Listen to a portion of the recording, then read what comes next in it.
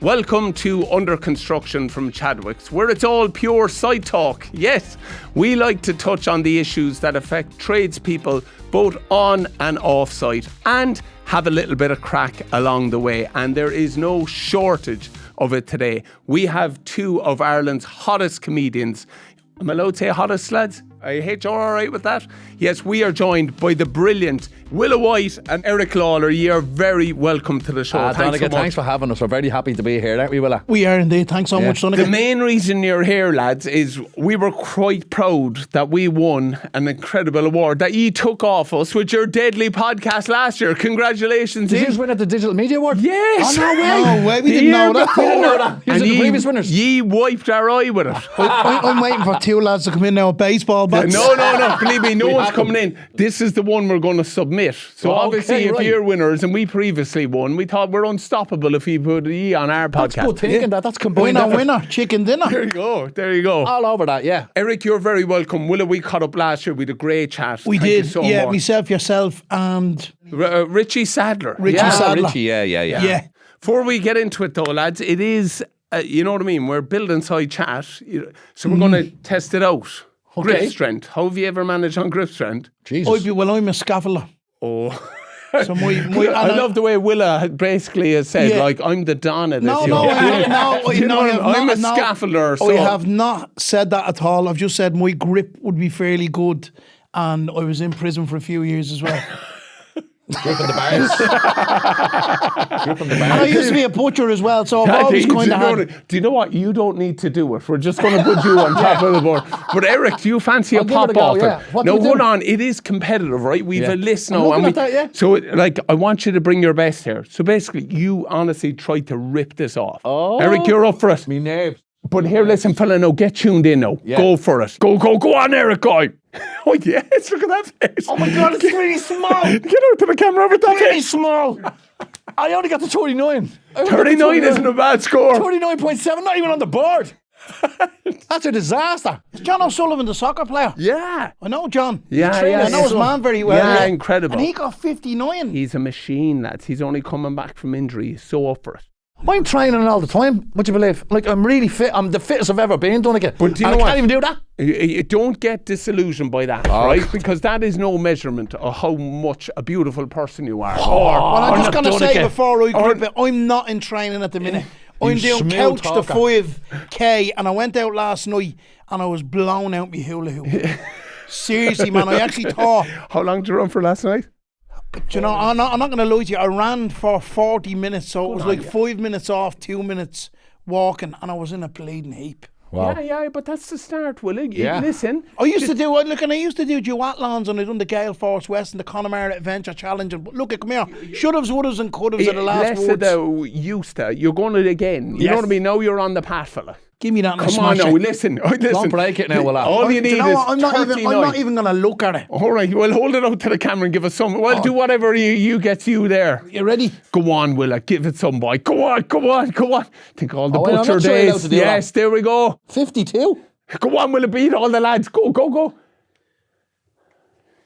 52.3. Wow, you're gone into third place, Willa. There you go. Straight into third bronze. Put your hands on me. I'm on the podium. Honestly, Eric, if we were taking this by looks, fella, you're up there. But unfortunately, we're not. So you're down here in the Vauxhall Conference. Oh, jeez. We're not even. There you go. I am staring at relegation. I am staring at relegation in the face. Well, we caught up before.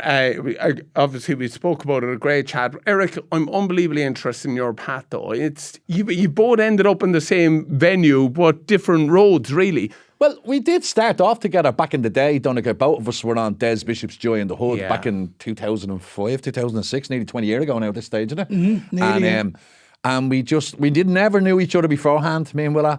And then we did Joy in the Hood, and we kind of met, obviously, because we were on the TV show together. And it's just been kind of...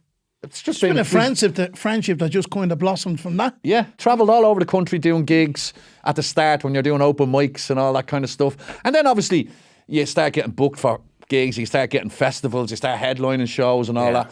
And I was lucky enough, I suppose, to be signed up by Lisa Richards, who look after a lot of the comedians in the country. And then you just carry on. I became a walking comedian. Willas was a walking comedian. We didn't get to work together an awful lot towards, in a lot of those years, but we stayed in touch, obviously. And only now, since the podcast has come along, we're on the phone to each other 2 or 3 times a day now at this stage, But yeah, come here. The comedy scene has opened up loads of doors for me, Donncha. I'm very, very lucky, and I do a bit of acting as well. And I was in Fair City. Now there'll be some people out there going, I thought you did a bit of acting. No, I was in Fair City. and I played an absolute bastard in that show, Donncha. And it's brilliant because now everywhere around the country, people are going, whoa, there he is, whoa. It must be incredible to get that type of reaction. You think, everyone likes to slag it off and all that, but at the end of the day, Donncha, loads of people watch it. Loads. Oh, you don't have to tell me. It's our family all into it. And do you know what? When it really hit me, Donncha, I was only on the show, I'd say about 6 months, right? And I didn't realise the impact of the show. And I was down doing a gig in Cork, right? I was doing City Limits. And I got down there early and I was walking down Patrick Street. And next of all, there was loads of beeping and all going on. And I thought, what the fuck's going on? There's a queue of cars out the window. There he is now. All right there, Con Spillane. What's going on, boy? We love a baddie in Cork. We celebrate baddies. Good on him. He's a badass. That's why Roy Keane is such a hero. There you down go. there. He is absolutely a hero. Yeah. But it really kind of brought home that, Jesus Christ, a lot of people do watch this show, I remember seeing a brilliant interview with Anthony Hopkins and him saying when he played Hannibal that sometimes when he was stuck in traffic, people would look over and he would give that kind of look. Oh, imagine! And you could see people ran lights and stuff like that.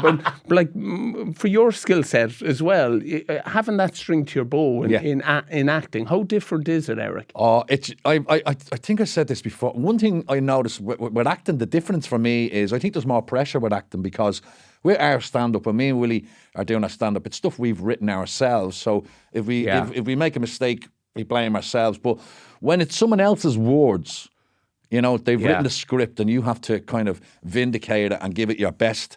I'm always second-guessing myself and I always feel a real pressure that I want to deliver the lines the way the writer intended, So I feel that added pressure because it's someone else's thing. Whereas with stand-up, respect it's just yourself. You can make mistakes and you can, you can't improvise on Fair City. You can't just make a mistake on Fair City. I go, oh, sorry, I don't know. A whole lot of us will be thanking you. But you see in EastEnders, they do live shows. Every so often there's an anniversary and the whole episode is live. Oh, wow. That's mad. I mean, see you calling a lock in McCoy's. Yeah. Strippers and all on the tables.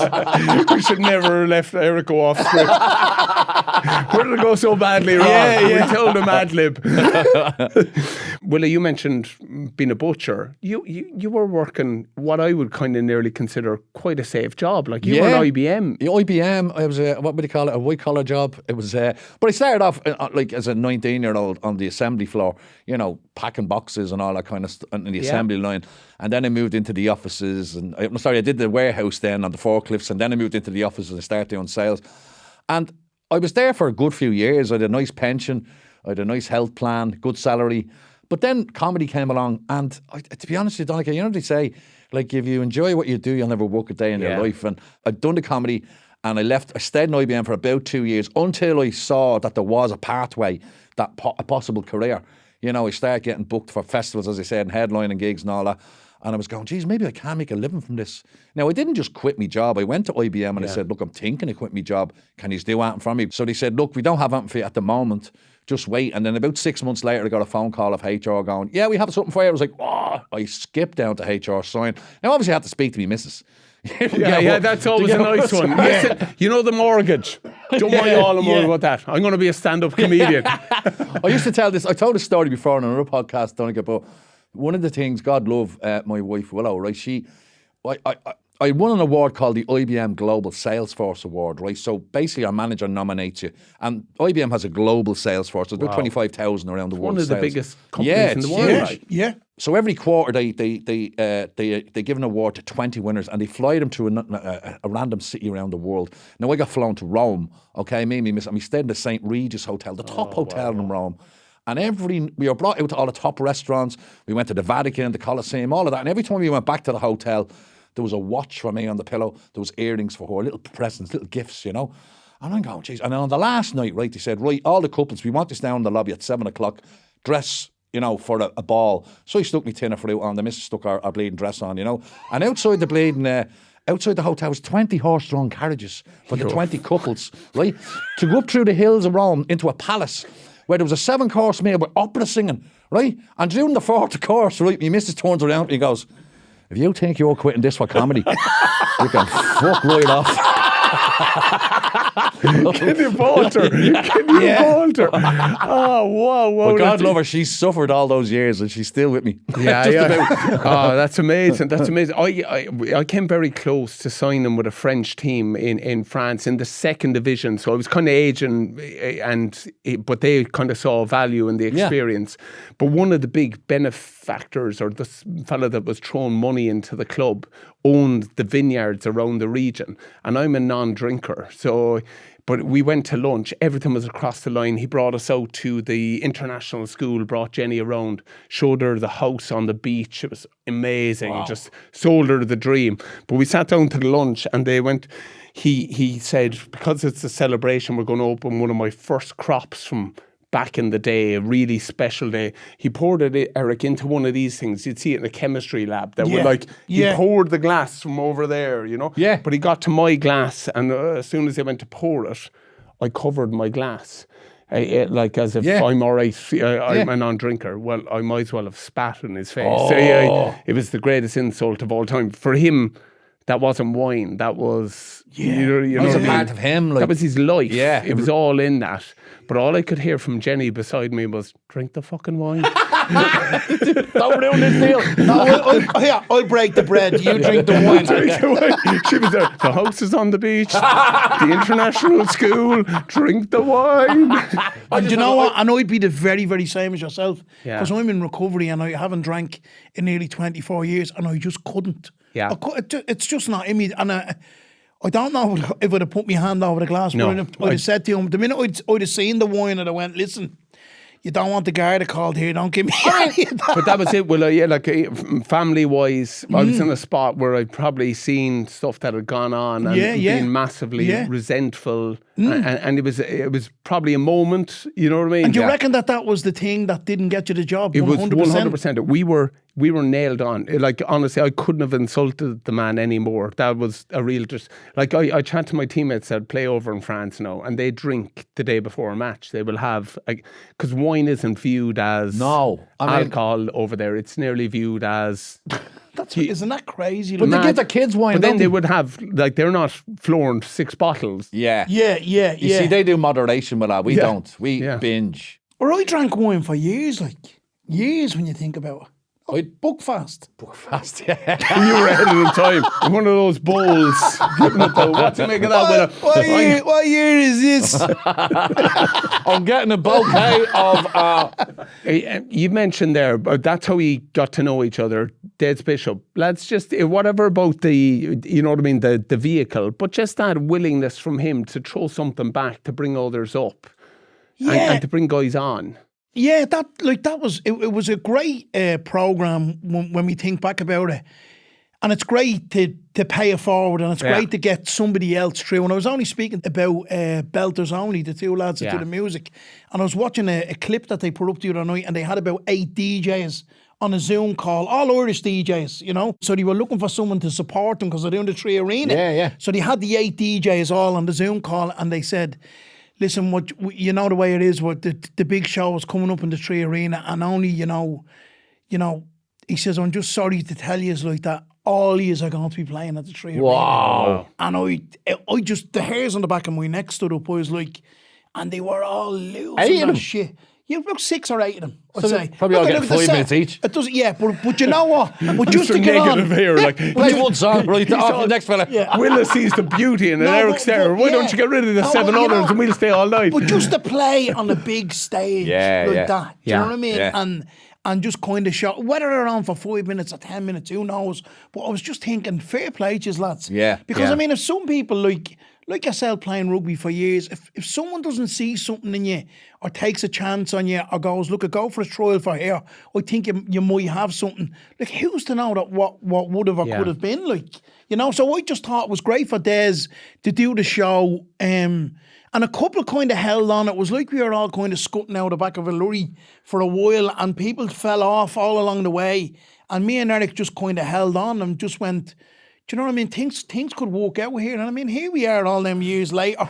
Still in the living. No, like, come here, I think the premiership of comedy is you've got your likes of your Delameres, your Jason Bourne, your Tommy Tiernans, you know, all these that are up there. And we're in the division underneath that. We're in the championship. Yeah, I'm doing all right. So come here, we're doing okay. It's every day is a different day. We're a work in progress. Like yourself, we do a podcast. We're still learning. We're still humble, and long may it last. Like, you're being modest there, because what you do, lads, is art. You know what I mean? Like, so it's subjective, of course. You know what I mean? Like, I might go to see, you know what I mean, Jason Byrne and love it, whereas Jenny Moore goes and loves your stuff, and there comes a time with it. But can you tell me, Eric? I'll go to you on it. That. I think there's two things that I think are the most daunting things in human life. One is for boxers, right? When everyone clears out of the ring. So you know the moment all the talk's over. The bell goes. And the bell goes. And the other one is a stand-up comedian when the light goes on them and they're looking out and there's nowhere else. I'm glad you've asked me that question, Donncha. That's great, because you can run into two avenues with that. Yeah, because only recently, just before Christmas, I was the boxing ring announcer for Dillian White's fight in Gibraltar. No way. First time ever doing it. And now I'm back in March again doing another load of fights. Now, there was 7 fights on. The first 3 weren't televised, and then the next 4 were televised on DAZN television across Europe. And I was in the middle with me bleed Dickie Bowie. Oh, let's get ready to rumble. Oh, yes. I've never done it before, but it was the most amazing experience I've ever had. And I made it, there was one mistake I made, right? There was two women. There was the first televised fight, right, was 2 women. It was 6 2-minute rounds, right? I was a girl from London and another girl from the Czech Republic. I just say Mary's from London and it's from Czech Republic, all right? So Mary won. She battered, right?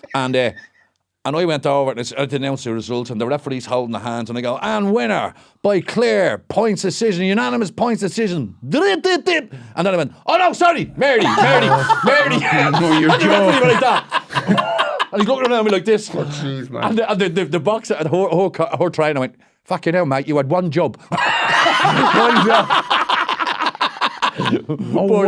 But come here, it was great. It was a great experience. It was like, I thought it was in over my head, because I went into, we arrived in Gibraltar, and in the stadium where the fight was, there was a big DAZN broadcasting van, and you go into it, and there's like millions of televisions, right? And the producer and director, Eric, so you've done this before, right? And I go, no.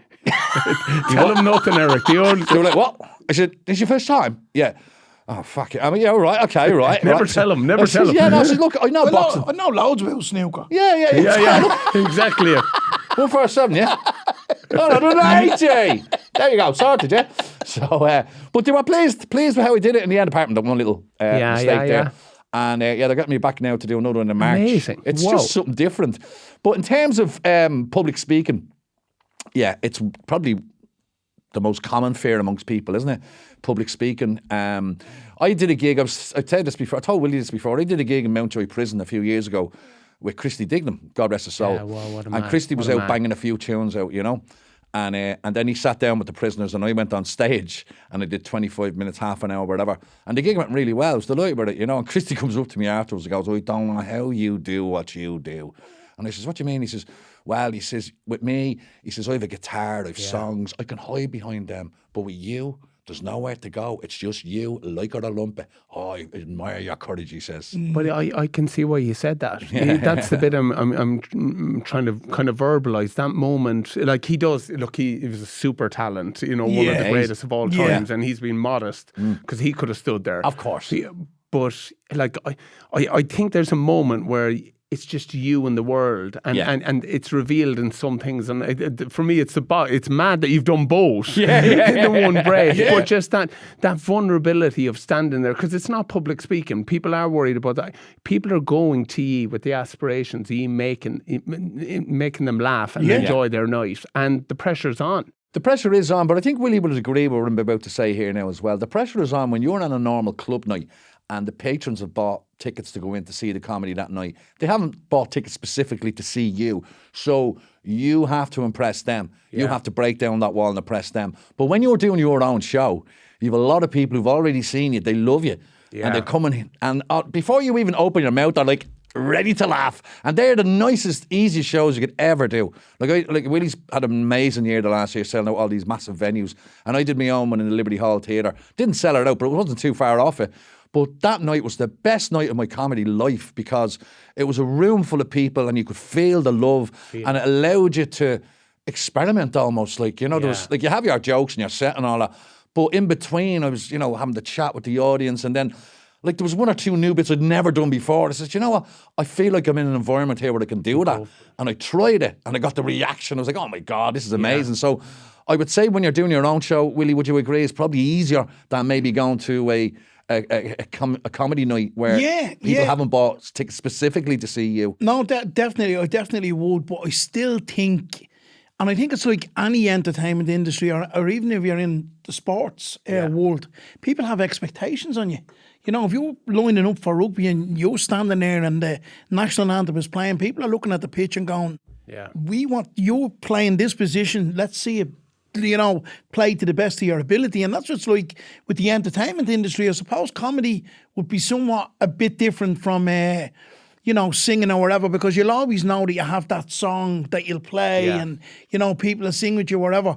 But yeah, people came to see my own show and the expectations were great. But I just kind of think you come into your own when you know that people have come to see you and you have a show and it works and it does what it's meant to do. It's just that feeling. I suppose like when you're playing rugby, you get man of the match and you're standing there and going, geez, they're giving me this award. Like, comedy is very, very rewarding when it's going really well, but it is a very tough niche craft to kind of get into. To get people even to do a speech at a wedding is a big thing for someone that doesn't talk. There's that daunting thing of standing up and 200 people in a room kind of going, Anta was, but when it's great, like it really is, it's a great thing. Just for people on sites, tradespeople on sites, those moments, they're fleeting that you're called up and you have to stand up. How do you silence the demons in your head, the self-doubt? Oh yeah, it's come here. I've done public speaking about mental health and drug awareness for construction companies as well, like for Walls and the likes of PMAC and things like that. And they're the toughest crowds.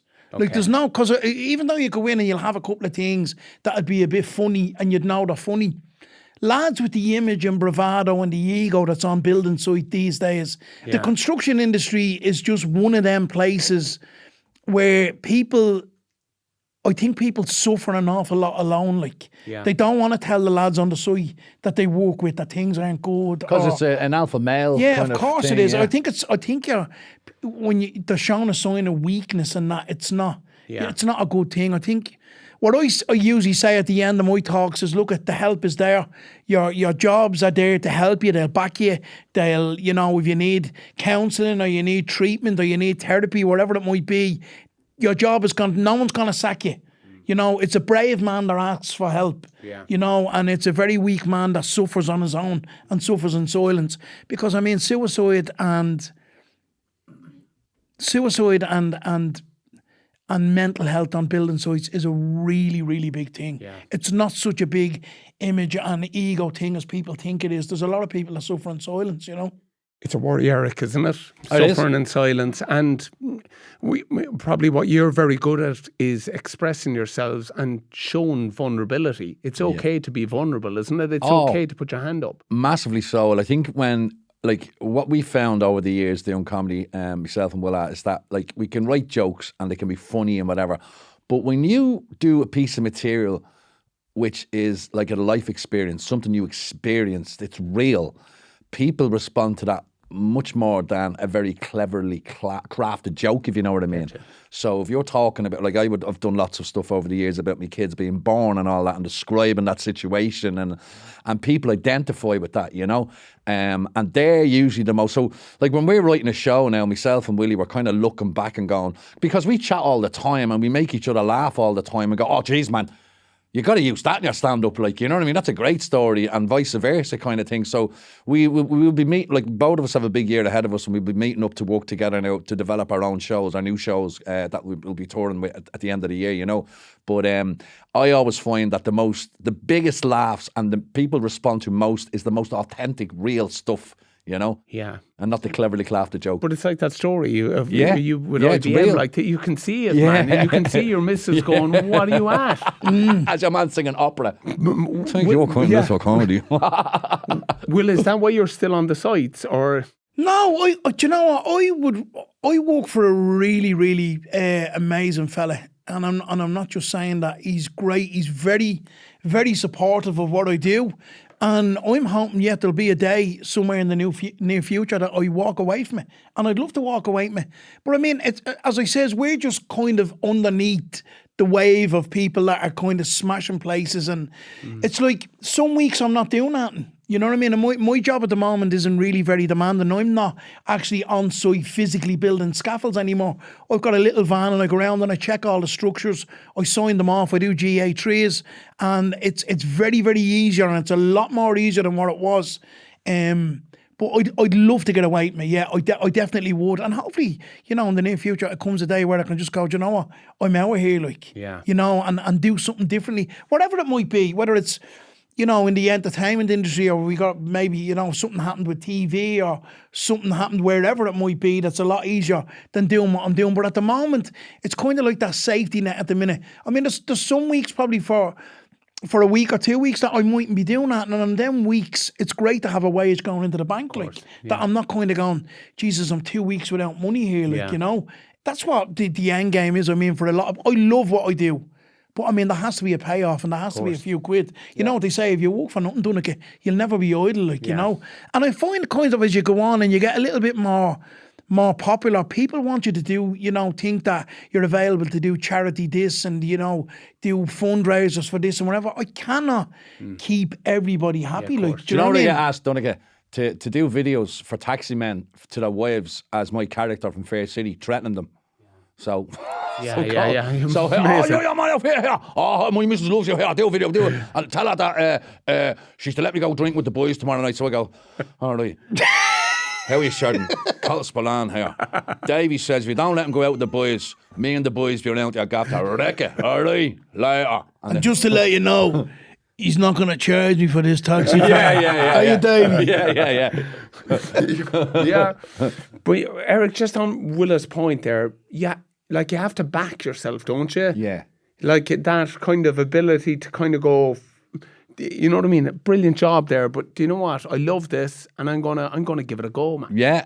It was a massive leap of faith back then, and like, I mean, I look back over the last few years, and like, obviously, there's been times where it hasn't been great money wise, and you're kind of, you feel like you've let down your family a little bit, and. You know, I'm looking at me missus and the kids, and now, thankfully, all the kids are grown up now, and they've all survived.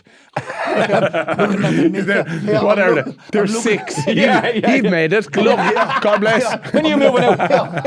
I'm looking at the missus and the kids in the hostel, and I'm thinking, I could have done better. There's a taxi driver outside going, he did a video for me for bringing me to the airport. But no, it was a massive leap of faith. But I mean, if I look over the last few years, and there's been great times, there's been highs and lows, of course there has been. But I think over the last couple of years in particular, and better late than never, like Willie, like one of my best mates here, has inspired me in what he has done in terms of shows, big venues, and I'm going, do you know what? I've been resting on my laurels for too long now, depending on all the clubs to pay me for gigs and relying on bookings every weekend and the comedy clubs around Dublin, around Ireland. And now I'm going, Eric, look, nobody's going to hand it to you. You got to get out there and work for it. So that's what's pushed me into doing my own solo show and touring with it. Now, come here, ticket sales aren't great, but you've got to start somewhere. Where can they get tickets? No, but it's not. Follow my Instagram. Yeah, exactly. I have a link tree there. It's not only that, Eric. You can be guaranteed that no matter where you go to a venue, you're going to take more money from that venue than you will from a night in an ordinary club. Oh, okay. So that's the way I'm looking at it. I'm going, right, okay, this is the highest paid I'm getting in Dublin for a gig. So if I go anywhere else and get even 100 quid more than that, it's been well worth me while to do it. Yeah. Do you know what I'm saying? Because you could have been just doing a club gig. No disrespect to any of the clubs or anything like that. Yeah. It's where we all get our craft and we all get stage time and all that. But sometimes it's like Eric says, you've just got to go, do you know what? I'm going to book a few venues. I'm going to put a bit of stuff on social media. I'm going to let people know that I'm doing it. I'll get other people to post it from me or whatever. And you know, they come. I think the platform at the moment for anything is social media. Like, I mean, Instagram, I'm not on Facebook, but I mean, Instagram, TikTok, anything like that. If you put up stuff and it gets repetitive and kind of takes a run with itself, people are going to look and go, who's this fella like? And I find about the Irish people in particular, is a lot of the times they go, oh, if it's your man off the telly, which Eric is your man off the telly, they go, oh, it's your man off the telly, we'll go down and see him. But you can also be a man off TikTok, Facebook or Instagram. Yeah, it's not, you don't have to be a public figure anymore to kind of go, oh, he's your man that done that thing on the telly. People now will come to see you from the platform. Well, we were only saying recently, Willie, that isn't it mad? Like, what's changed for us, particularly me and Willie together, is that, you know, we are recognised, I suppose, for being comedians, and I get the Fair City thing and all that, and Willa from his TikToks and all that. But a lot of people now are going, lads, love the podcast. The podcast has just grown, and it's really. It's another platform for us, like, you know. Yeah. But it probably gives you a long format as well to actually, like, you can, it's brilliant, lads, of course, but it leaves you probably nearly try something, would it? Do you sit down before it and go, well, you tee me up, you finish it? Well, you see, like, we're very... It's very, like, it's such a wanky word, but it's very organic in terms of, we don't go in with a script or a start, middle and end. We just go, right, there's what's his face. It's just a chat, It's just like, and it goes off on tangents and whatever. The odd time we might have a couple of questions for people somewhere in between. But I mean, most of the time it's just like, how's it going? And you just tee it up off that and just see where it goes. And come here, it's been good. It's been different. I suppose as well with podcasts that you've also got the option and the extra add-on is that you can do live shows with it. Yeah. You know, if it gets up and running and it starts growing a pair of legs, you can put it on in a venue somewhere. That's been every conversation since we've been lads, isn't it? Like, Irish people do conversation really well, don't they? Like, and I think that's why Irish people enjoy podcasts, because we like to be at the chat. And we're also a bit nosy. Yeah, we are 100%. So people are chatting, like, what are you talking about now? I must listen to that now. Yeah. We're always Twitchers all over the place.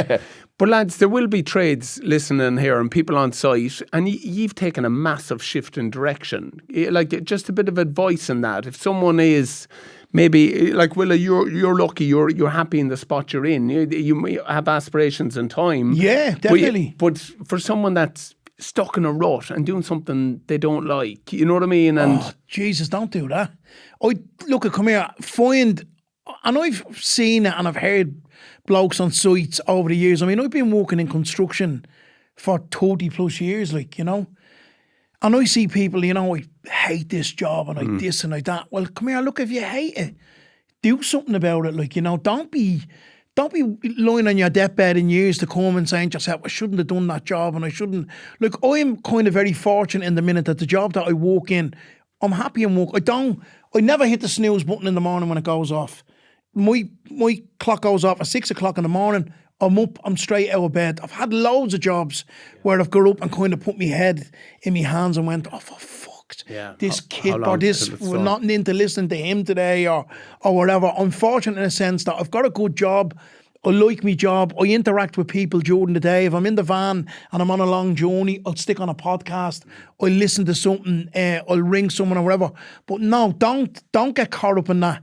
You know, if you think you're open to doing something else, if you think, you know, you have an idea, like some of the greatest things in life always happen with an idea. People have an idea of doing something, and don't let your idea be wasted or be one of them dreams that you just flush down the jackpot. If you think you could do something, even if you can't personally do it, go to someone and talk to them about it, and maybe they'll give you the flame to ignite a fire. Like, you never know what's going to bleed and happen. Yeah, I think like if you are stuck in a job that you don't enjoy, like I mean, I was in IBM for all them years, and I was, as I said, I started the comedy. My head was being turned, and I had already made my mind up at the start, going, if the comedy starts taking off, I'm out of here. Because even though it was a good job, I didn't enjoy it. I was good at it, but I didn't enjoy it. Yeah. It's like, oh, this isn't me, like, But that's all right too sometimes, Eric, isn't it? It's okay to go to work. Oh, yeah, absolutely. Come here, listen, it gave me a good living, and, I looked after the kids and the family and all that, and we got a house and all that kind of stuff. Yeah. But I think if you are stuck in a job that you don't enjoy, like, you've got to just say to yourself, look, like, it's such a cliche, but life is too short. You only get one shot at this, And are you prepared to stay in this job for the next 5-10 years feeling as miserable as you do? And if you do feel miserable at this stage, in 5 years, you're probably going to feel even more miserable. You know what I mean? Because you look back and go, geez, I had a chance 5 years ago to try something else. And there's no, like, what's the harm in trying something else? And the chances are, wherever you're working, if it doesn't work out, they might take you back again in the future, The assumption in your game is that everyone always thought you were funny. You know what I mean? And it was only a matter of time before you ended up where you are. But is there a moment for you that you realised you're witty, you've got the crack? Is there a moment where you went, do you know what? Yeah, I'm a funny fucker. I used to, like, I talked about IBM there, and what kind of, I had never even been to a stand-up comedy gig before I did the Des Bishop thing, I was aware of comedy, but I didn't know it even existed in Dublin. I didn't know there was a stand-up scene in Dublin or in Ireland, But what I used to be good at writing. I was a very good writer. I used to write a lot of short stories, funny stories, and all that kind of stuff. And if somebody left the job, they'd finish up on the Friday, and I'd write their obituary, right? So I'd stand up. I'd stand up in front of 200-300 people in the factory, and I'd read out this big absolute piss take of whoever it was leaving. And everyone would be coming up. It was before mobile phones and all that, and everyone would be going, oh, Eric, will you print us off that? I have to bring this home to my mates and read that, and that's fucking amazing. And then people going, you're wasted here, man. You need to be doing something with this. But I was like, what? What can I do? I don't know, but you're wasted here selling software. You should be doing something funny. Go to work to Microsoft. Yeah. Join the circus. Look at my clowns. Like when I saw the reaction from people in factory floors, pissing themselves laughing at what I'd written about whoever it was that was leaving, I was going, geez, maybe I have got a little bit of a skill at comedic writing for the start. And then the what happened then was the famous story of the poster up in Ballymun shopping centre. Are you interested in stand-up comedy? Would you like to do stand-up comedy workshops? Audition is on such and such a day in the Access Theatre between 12 and 8 o'clock. And my missus rang me from Ballymun. She goes, does he care about stand-up comedy? And I was like, oh, and what? And there was no more details. There was nothing about television. Nothing about Des. Wow. And I was going, geez, I wonder what it is. So I said, fuck it, I'll do it. And I got off the bus and went straight to the Access. But I was coming from IBM, and I was in my suit. Right, wow. And in Ballymun, all the boys. Willa's coming off the site. He thought he was a cuppa. And I actually did come in off the site. I done a day's walk. If you watch it, if you go into Join the Hood on YouTube, on the first episode, I literally walk in from a building site, and we had a security guy who walked in the building who come up for it as well, and he was his walkie-talkie was going off while he was there, So it was great, and he done one in Limerick as well, didn't he? He did 6. Yeah, where was the one in Limerick? South Hill. South Hill, yeah, that's right, yeah. And he did Knocknaheeny in Cork. Yeah. He did Tuam with the Travellers. He done Derry. He did the Bogside in Derry, and he did the Shankill Road in Belfast. Amazing. Yeah. Wow. But me and Will are the only two from all of them shows who are still doing it. Wow. Yeah. But even in that moment, Eric, your missus backing you. Like, you didn't spot the sign, but she saw that and thought, you know what? That's him. I'd say she's raging. She didn't go, the worst news window cleaning classes now available. Yeah. The worst news she ever gave over the phone. So much regret. But Willa, there's something beautiful about comedy, because I always kind of see it like at year end, it's like jazz. If you have the ear, you hear it. But everyone can enjoy it. You know what I mean? From kids to everyone enjoys having a laugh. Yeah, they do. It's not snobby like. They do, but I mean, sometimes it's like, with the way society is going, you know, there's some things that, you know, that, and I say this very loosely, that you can say, and that's maybe not all right to say, but I was just talking earlier on to someone about this. It's like, it's only a joke. Whatever we do on stage, it's nothing personal. Yeah. There's no one having a dig at anyone. It's observations. It's talking about different cultures, you know, whatever it might be, what's going on in the supermarket, whatever, or Ryanair, or, you know, what Tesco's or whatever it is. And it's not, you know, having a dig at them. Like, it's a joke. Like, it's nothing personal. But actually, that's your job. You're nearly the police of cancel culture, aren't you? Yeah. It's your job to kind of point and say, no, hold on, this is funny. Or let's find some way of... They say comedy's the last bastion of truth out there. You know, in that we like, come here, listen, we do filter ourselves a bit. I mean, there's stuff you cannot say, you know. Obviously, there are bits you like to push the boundaries a little bit. But once it comes from a place of love and heart and actual genuine humour, I don't think anyone has any complaints about it. But yeah, you're dead right, Donncha. I think we are the last bastion of free speech, particularly in the arts world. I think you're even beyond that. You're not the last ones. You're the protectors of it now. You have to nearly call it out. I tell you what, Donncha, I'm going to start asking for more money now. This is there you go. It's kind of like the championship of Speaker's Corner, isn't it? Without the crate in Hyde Park, that you can get up and kind of talk about what you want to talk about, in a sense, to a certain degree, and put a funny spin on it. And I mean, not everyone is going to like it. Of course. You know, and that's grand. Come here, I don't like everybody 100%. Either. I mean, not a lot of people might have liked the style you played rugby, but I mean, it done exactly what it said on the tin. Like, so I mean, I'm not here about trying to keep anyone happy. I'm here about trying to make people laugh and take people away what's going on sometimes in some person's mundane lifestyle, and bring them away for an hour and 20 minutes and entertain them and take them away from all the shite that's going on in the world and all the stuff that's going on in their life, and just give them a bit of laugh. And I mean, it's a gift what me and Eric have, to be able to walk into a room of complete strangers that you do not know, stand up, hold up a microphone, start talking and make them people laugh. There's not a lot of people in the world can do what we do. Like, well, it's the ultimate gift. It really is. Well, sorry, like you mentioned Christy Dignam, there is that, but I'm on about the arts. What you do is artistic, lads. Well, I mean, I know there's a campaign on at the moment for it to be recognised as an actual art in this country, because at the moment comedy isn't recognised as an art, you know what I mean? Wow. But there's something that's after. I'm not sure what the details are. I must ask Aisling. Ailish, she goes out with Duck. You know, Ailish, I know Ailish. She has this. Irish. She has this. Go on, the two E-knowers. We work away. He's no Ailish. Everyone knows Ailish. She got a call bill. out her number. She got a bill. She got a bill from the Duck. Because that's our fella's name, isn't it? Duck. She got a bill through the Shannon at the moment, which is it's gone through first phase, second phase. I don't know, but it's been very quickly. It looks like what's going to happen now is that comedians will be open to art grants now as well as everyone else, which is a long time coming. So that's going to be great. Could have done with during COVID. Yeah, well, I mean, better late than never. True, you know? yeah. Can we chat about that, lads? Because I know it's the elephant in the room that no one wants to chat about, but everyone else was able to work from home. You can't still fill out the venues. What did you have to do there? What was that time like? Did it give you a chance to sharpen your blades? Well, me and Eric, funny enough, done the same job.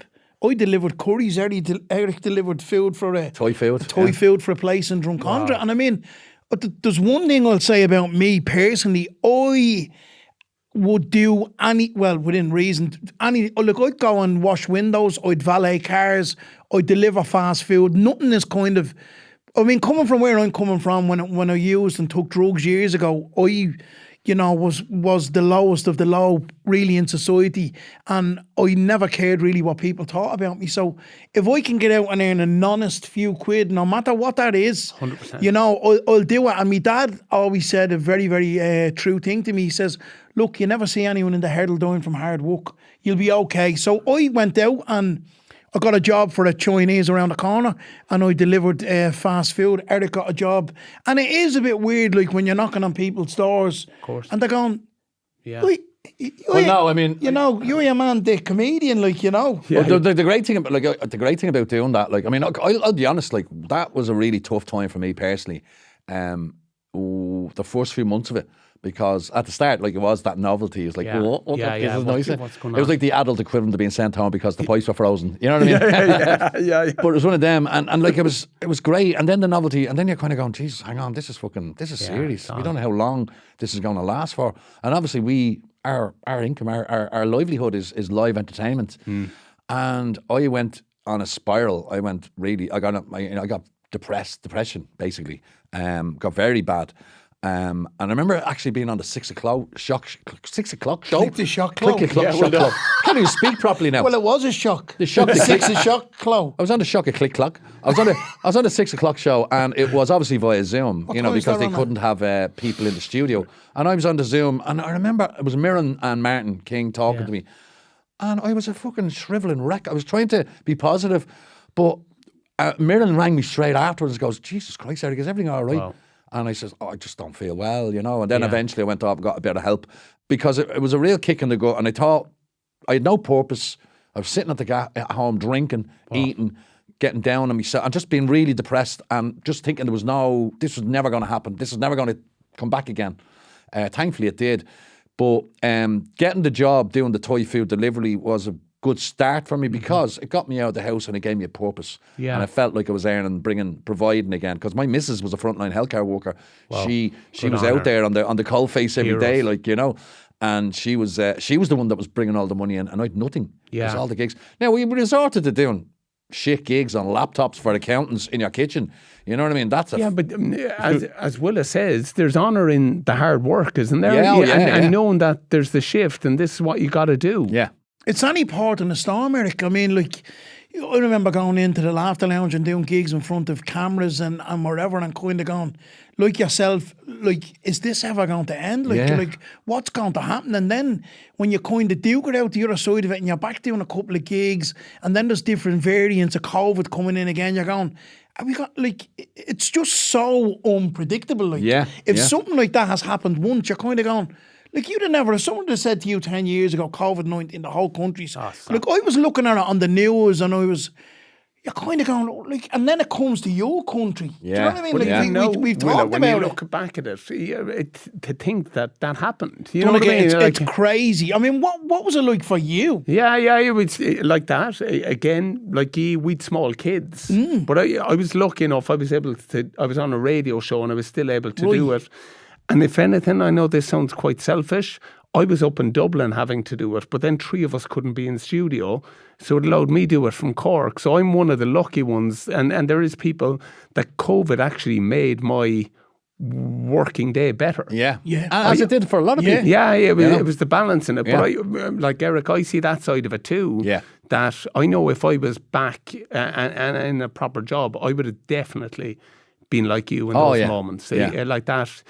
I was feeling like a caged tiger. It was really dark and horrible. But I got therapy basically. I reached out and I got therapy. My brother has a good job and he has one of them health plans that his family can avail of. So he linked me up with a psychologist, psychiatrist, or whatever, and spoke to her on the phone. It was, of course, it couldn't be face to face. Yeah. It was over the phone and that. 40-minute Zoom. yeah. Just about to open your heart to her and then it goes blank. I'm pouring your heart out here. But I'm buffering. Sorry, you're breaking up. Right, we'll chat to you next week, Eric. But getting the job, the delivery job, was brilliant because it got me out of the house and gave me that little bit of purpose, and that was the start of the kind of recovery kind of thing. Like, and it's great. It's kind of like our job as stand-up comedian.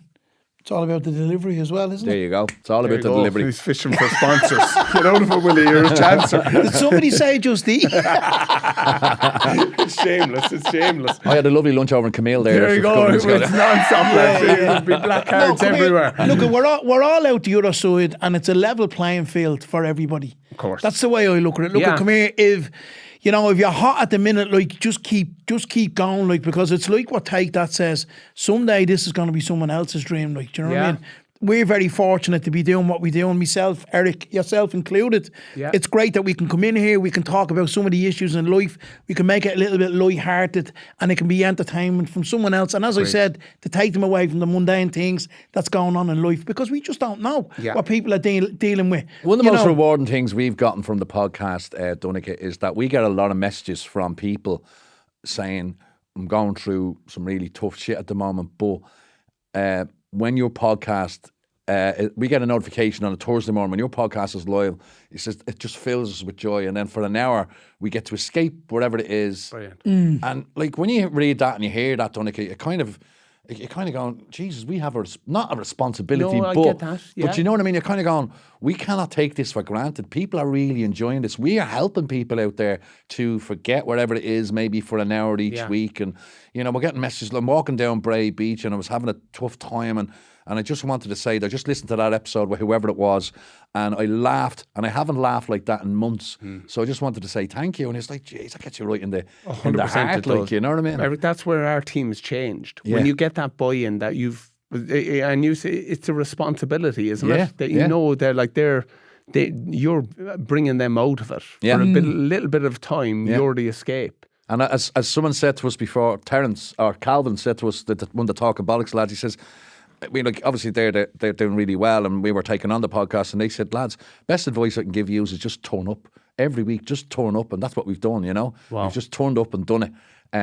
With no payment, but we'll get there eventually. Come here, look at you know. Don't give up before the miracle happens. That's what I say. You know, I think some people throw the towel in at the wrong time. You know, and who's to know what the next episode would bring or whatever. So, come here, we love doing what we're doing. Yeah, obviously, a few quid would make the difference and make us love it a little bit more. But I mean, we still turn up regardless. I mean, I was only talking now. So the only episode I missed was when my mother passed away last May. But we've always turned up. We're honest. We're hard working. We're very, very easy to work with, and it's like. It's great. It's a great thing to do. Look, and I know podcasts are 10 to a penny and whatever it might be, but there's some of them that are really, really good. There's a hat to fit everybody. Yeah, exactly. Do you know what I'm saying? Like, and there's ours, award-winning. Well, we were until he robbed it off us. We're back for it, lads. We're back for it. You've given some great advice, though. Yeah, like I might push you on that a little bit, just for people in sight. But when you're starting out in comedy, surely there's someone that pulls you aside. I worked with my brother. I laboured for my brother. He was a plaster. But I remember I used to have to cut plaster boards for him. Yeah. And I remember him grabbing me by the elbow, staring me right in the eyes and going, measure twice and cut once. Yeah. And he only had to say it once. Yeah. Because I knew he meant it. You know said it once, but you listened to him twice. Exactly. Exactly. But I know. Come here. The advice I'd give for anybody, it's like what you talked about earlier. Like, don't let life pass you by. Like, it's here, it's happening. There's no dress rehearsal. Yeah. You know, what you put in, you get out. And just, if anything, if you're struggling with your mental health and you're having trouble, ask for a bit of help. Ask for help. Reach out. Reach out. There's loads of services. There's loads of people that'll help you. And free services as well. And there's too many people, you know, in Ireland taking their own lives that really didn't have to do that. Like, 100%. They really didn't. There could be so many people. You only realise how much they're actually loved when you're sitting in the fucking church with hundreds of people there for them, you know what I mean? And it's so right. It's horrible. It's so, and I'm talking as a suicide survivor who was cut down off a window in a psychiatric hospital in London. And I mean, only like a few years ago, I was in a dark place and I was looking at the hatch in the attic in the house, telling myself to hang myself. Like, and I'm so glad that I reached out and looked for the help, because I don't want to be one of them statistics, or I don't want to be one of them people that people talk about, you know what, you hear the song and go, oh, do you remember such and such used to love that song? Yeah. There's always 10 solutions to the one problem. I don't care what anyone says. There's also the ripple of you, isn't there? You know what I mean? You mean so much to so much more. Like, you were right. You're sitting in the church there and you see afterwards. But if the people could see it. It's the aftermath and the devastation you leave behind, and that horrible word with suicide, you know, why? That can never be answered. We don't know why he done it. We don't know what happened. Yeah. You know, yesterday he was here and he was cracking jokes. And you'll always hear that thing when people pass away. Jesus, I was only talking to him last week. Yeah. And he was in great. And I was only talking, you know. Yeah. Do you know what I mean? No, but you know what I'm saying? Like, people will always, there's always, you know, no one ever notices the signs a lot of the time. If we did, we'd be the ones helping them, but you don't. It's not always like that. It's dark for a while, but there is help there if you put your hand up. You know what I mean? 100%. There's loads of help. And I mean, once you flag it and once you tell people, listen, I'm struggling, people will rally around you. Yeah. It's like Eric says to his brother, listen, I'm having, and the help is there right there. They avail of this, avail of that. And you know, if you don't, look, come here, quiet babies get no sweets. Do you know what I mean? If you keep your mouth shut, you suffer with the problem on your own. Do you know what I mean? Yeah. The Willa Llama here. He's famous for this, Donncha. He just pulls these things out. I didn't expect it to come after the conversation we had. Listen, he's non-stop. Yeah. Just makes them up on the spot. Do you know what I mean? It takes a hard hat from hell to make a flask of tea in Somalia. In an igloo. What? Well, do you know what I'm saying, Eric? The wall's only as hard as you let it be unless you fall into a cloud. What? What will I? Do you know what though? My favourite. They all work. I was listening to that one kind of going, I could buy into that. My favourite one is, and the lad said on talking bollocks. Here we go. I wasn't saved from drowning in the sea to be kicked to death on the beach. Yes. There you go. Sensei. Wow. Yeah, the book will be getting released. The Willa Llama. Quotes that don't make sense by Willa White. Lads, what's the dream? What for you? Like, I'm good for when I was in rugby and good for setting goals, but what is the moment you'd love to have? What was something that you're aspiring to be? It's on the dream board if you want, or something that you say, yeah, I'm going to pitch for that. Well, Willa has already achieved some of my dreams in terms of like big venues like the Olympia, the Gaiety. I would love, my dream is to do my biggest solo show ever. I did my biggest solo show ever in Liberty Hall to date, last September. But going forward, my dream is to sell out an Olympia or a Vicar Street. That's my dream. And I won't stop till I do that. And it's achievable. Yeah. They're very achievable dreams, like. Yeah, do you know what I'm saying? I believe in it. And the only person that'll stop you doing that really is you. Mm-hmm. Do you know what I mean? Or the Olympia if he doesn't book it. Yeah. Or Vicar Street. But like, it's all stuff that that's achievable. It's stuff that you can do. You know, like last year for me was just amazing. It was a very bittersweet year, but when I kind of look back on it, I go, look, I look at the photograph on Instagram of me standing in the Olympia, you know, with my hands up in the air and all the crowd behind me, just going. I still look at the picture and go. And the police going, just walk forward. Just walk forward. I know to the side. No, come here. It's stuff in life, and I always say it as well. Come here. If it was to stop tomorrow, I would be so much happy with what I've achieved in my life. You know, in the last 24 years of, you know, when I gave up using drugs and gave up drinking. My dream, I suppose, to answer Eric's question is just... It was Donnacha's question. Donnacha's question even, is to just continue doing what I'm doing, like. Yeah. You know, just to be, you know, hopefully just to continue to be funny, to fill out venues and have a successful podcast, and just more so than anything, and I'd say this for anyone, is just to be fucking happy. Yeah. You know, just to not get caught up in the... you know, the material things or whatever, and just be all right myself. And I always say to people, like, you know, for me kids as well, I just want me kids in life to be happy. Like, happiness is such an essential thing, I think, to have in your everyday life. Great. You know, we can get caught up in the drama and stuff that's going on, and it's mad how the impact of other people's words and what other people do impact your own life. Yeah. You know, so I just want to be bleeding happy.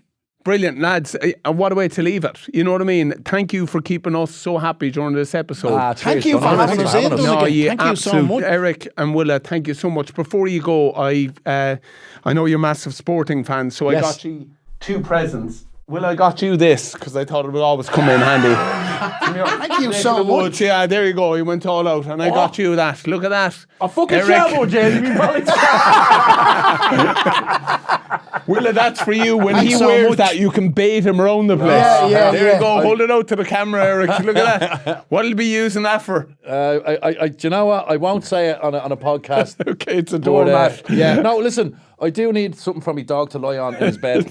So there we go. Thanks very much for that. Do you know what? Maybe we could give it away to a charity. We could bid it. We could put it up for the highest bidder.